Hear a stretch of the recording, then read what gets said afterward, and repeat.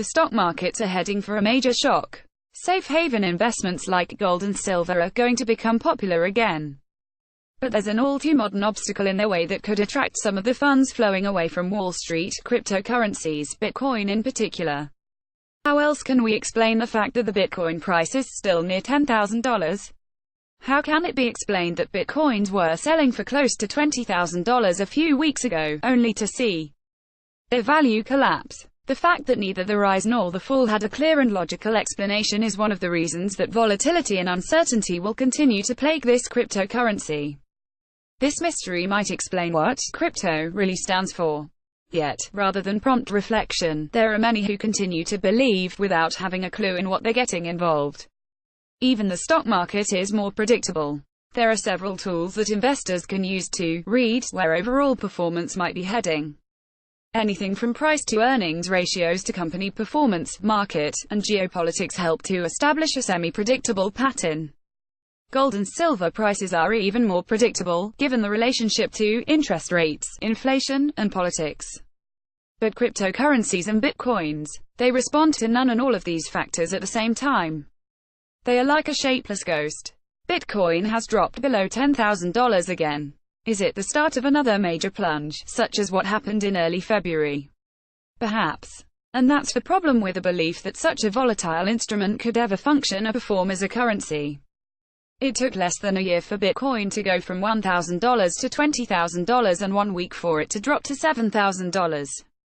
The surge in Bitcoin and all cryptocurrency valuations has attracted interest from many people. Many of the buyers have no clue about, nor interest in, technology or finance. Certainly, they fail to understand the dark web or hacking universe roots of Bitcoin. Perhaps they prefer to maintain this ignorance, lest they be discouraged by their obscure technical and, at best, illogical nature. To make sense of Bitcoin, it might be best to start from the basic question of what it is in the first place. What are Bitcoins? Bitcoin is a digital currency, now better known as a cryptocurrency. This catchword describes what are, in fact, computer-generated values based on the solution of mathematical problems. The process of solving these mathematical problems is called mining.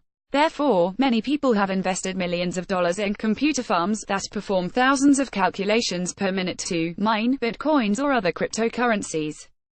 The alleged appeal of cryptocurrencies is that, unlike traditional currencies, they are completely decentralized. The mining of Bitcoins occurs beyond the confines of a central institution such as a central bank. It's digital fiat money that appeals to libertarians and hackers. In 2017, Bitcoins went mainstream.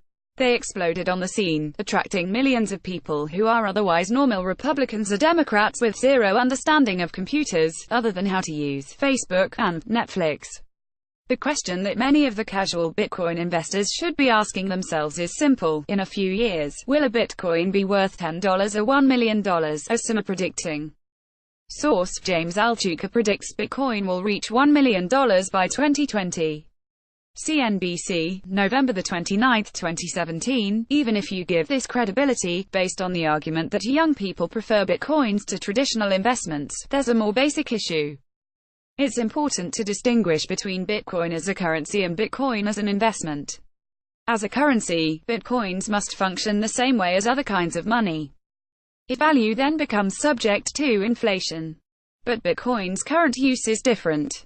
Bitcoins and other cryptocurrencies have become a safe haven investment like real estate, gold, art, classic cars, especially classic Ferraris, given the rising value of some models. Bitcoins have also served as a way to invest in currencies without having to worry about the near-zero interest rates in the United States and Europe. Bitcoins and cryptocurrencies are creatures of cyberspace on what basis as something that exists only in cyberspace, and which can vanish if someone hacks their crypto wallet, or causes a blackout, acquire the value of $1 million. Bitcoin is not a prized piece of real estate in a good location.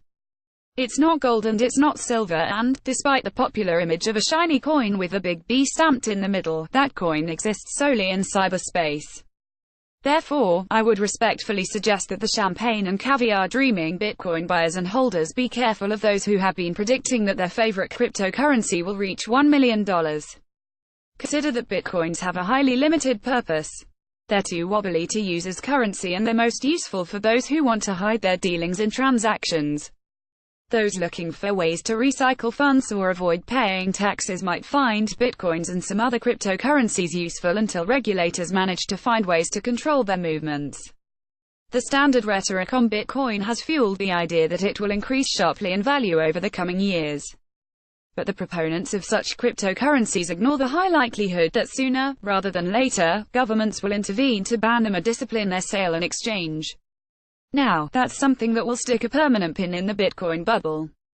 Not even the allegation that only 21 million Bitcoins will ever be, minted, will save these fascinating but ultimately Ponzi-like financial instruments from falling.